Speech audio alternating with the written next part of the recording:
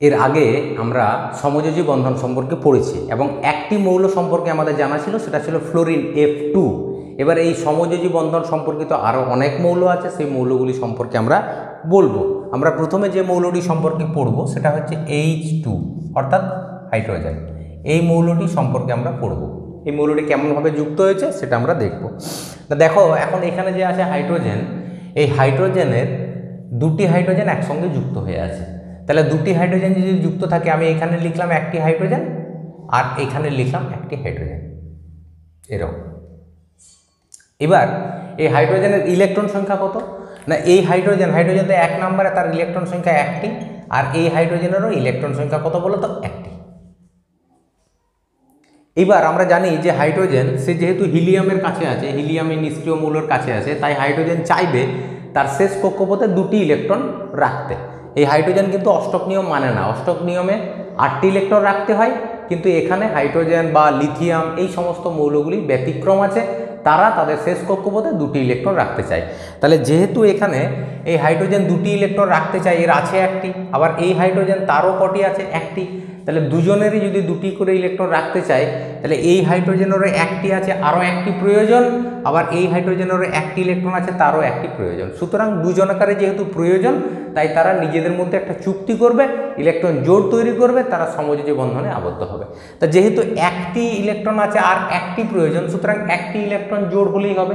তাহলে সেক্ষেত্রে কি করবে, এই হাইড্রোজেন চাইবে তার নিজের হাইড্রোজেন এবং অন্য হাইড্রোজেনের যে ইলেকট্রনটি আছে সেই ইলেকট্রনটি নিয়ে একটি ইলেকট্রন জোড় তৈরি করতে।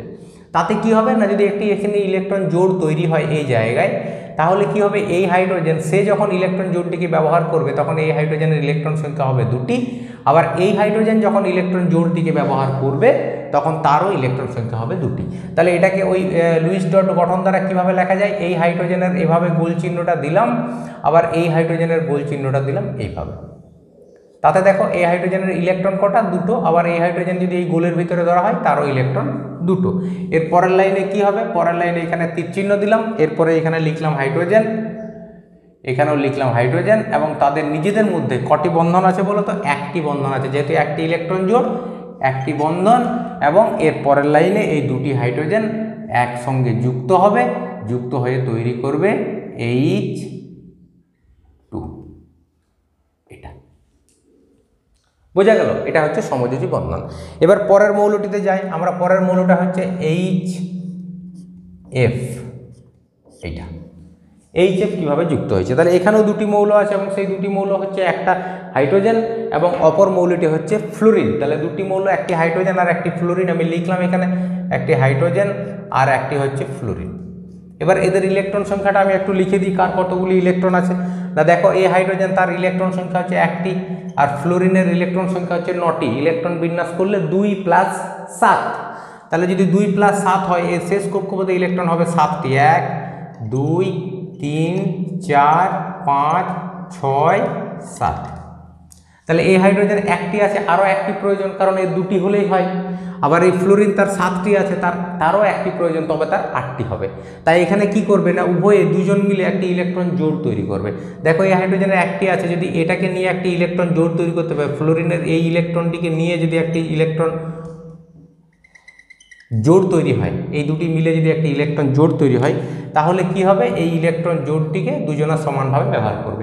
যখন হাইড্রোজেন ব্যবহার করবে তখন হাইড্রোজেনের ইলেকট্রন সংখ্যা হবে দুটি, যখন ফ্লোরিন ব্যবহার করবে ফ্লোরিনের ইলেকট্রন সংখ্যা হবে 6 আর 2 8টি, অর্থাৎ উভয়েরই কিন্তু নিষ্ক্রিয় গ্যাসের কাঠামো পেয়ে যাবে। তাহলে এটিকে আবার এরকম করে গোল করলাম, আবার ফ্লোরিনকে এইভাবে গোল করলাম।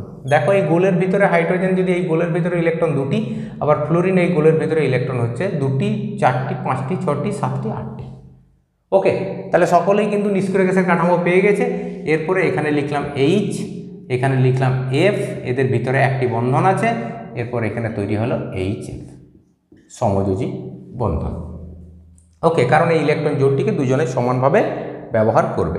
এরপর অপর একটি মৌল আমরা লিখলাম HCl। এটা তাহলে এই মৌলটা যে HCl হয়, HCl মানে দুটি পরমাণু আছে এখানে, হাইড্রোজেন আর ক্লোরিন। তাহলে এখানে লিখলাম হাইড্রোজেন, এখানে লিখলাম ক্লোরিন।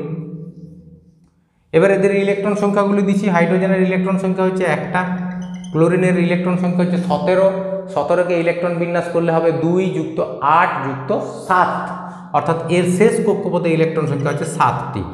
1 2 3 4 5 6 7। দেখো এই হাইড্রোজেন তার একটি আছে, আরও একটি প্রয়োজন। আবার ক্লোরিনের হচ্ছে 7টি, তারও কিন্তু আর একটি প্রয়োজন, তবে হবে 8টি।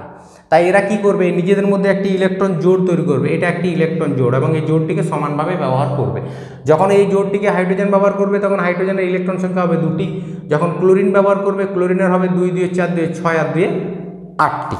তাহলে এইভাবেই তারা পরস্পর যুক্ত হবে। আমি তাদেরকে আবার সেই গোল চিহ্ন দিয়ে লিখলাম, এটা ক্লোরিনের ক্ষেত্রে হবে এটা। তাহলে হাইড্রোজেনের দেখো 2টি, ক্লোরিনের হবে 2 2 4 2 6 আর 2 8টি।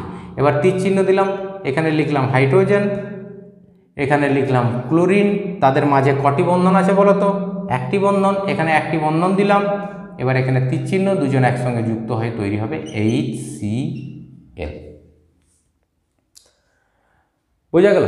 তাহলে এইভাবেই কিন্তু মৌলগুলি পরস্পর একসঙ্গে যুক্ত হয়। আরও বিভিন্ন মৌল আছে, আরও মৌলগুলি সম্পর্কে আমরা বলবো।